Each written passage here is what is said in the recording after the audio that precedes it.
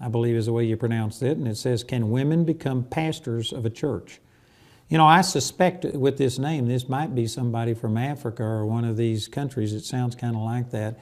And in the African culture, you know, women don't have the ability to do a lot of things. And even in the U.S. and really among religious people, there has been a rejection of women doing certain things, such as being a pastor.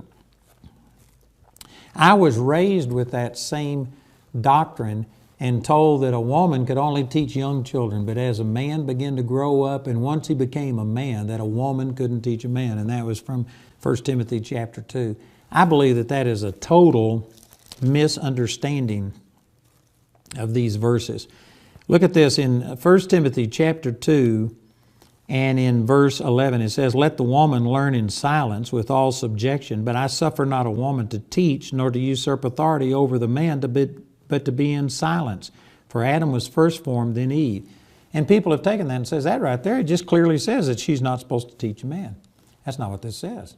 It says, I suffer not a woman to teach, nor to usurp. The word usurp means to take violently or to take by force authority over the man. Not over men, M-E-N, but the man, M-A-N, talking about one man. If you look over in 1 Corinthians chapter 7, where once again it talks about the women being in subjection to their husbands, you will find that it says, as also saith the law. When did the law ever give any command that a woman couldn't teach or do things like that? Matter of fact, you find in the law that Miriam was a prophetess. You find that Huldah was a prophetess. You find that Deborah was a prophetess and even a general and led out and fought a war. When did the Old Testament say that women couldn't do things? What it's referring to is going back to Adam and Eve and how that the woman, the wife, was supposed to be subject unto the man, her husband. This is not talking about women in general being subject unto men in general.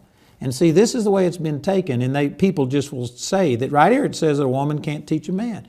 No, it says a woman can't usurp authority over the man, over her husband. All this is pointing out is that you don't want a person pastoring a church who the woman is this strong person and her husband is this little wimpy guy over there and she dominates him and controls him. That's out of order whether you're pastoring a church or not. That's wrong. And really the same thing is said over here in 1 Timothy chapter 3 when it talks about a husband, how he has to have his family in subjection, and it puts restrictions and qualifications on him about how a bishop has to do all of these things. There's restrictions on a man. If you don't have integrity, if you can't discipline your own family, if you can't control money, if you don't have a good report and all of these things, you can't be the bishop of a church. Well, all this is doing is just saying that a woman, if she is usurping authority over her husband, can't be the bishop of a church. So again, I don't think this precludes a woman ministering. In 1 Timothy chapter 3, it says, a bishop then must be blameless, the husband of one wife, vigilant, sober, etc. And if you take this in its context, I don't believe this is saying that a person who's been divorced couldn't be a minister of a church. It's talking about the culture they lived in. There were people that were living in polygamy, and the New Testament church was turning this model around and turning against polygamy based on Jesus' teaching that there was just supposed to be one man for one woman.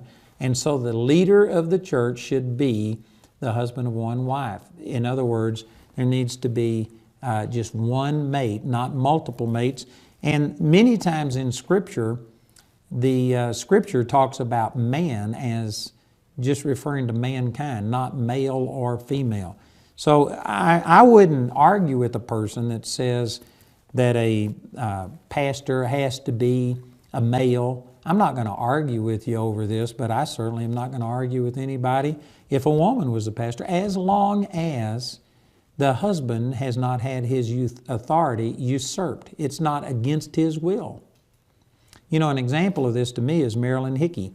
Marilyn Hickey pastored and was the dominant one because she was a better teacher than Wally Hickey. And so she was on television and she was the pastor of the church.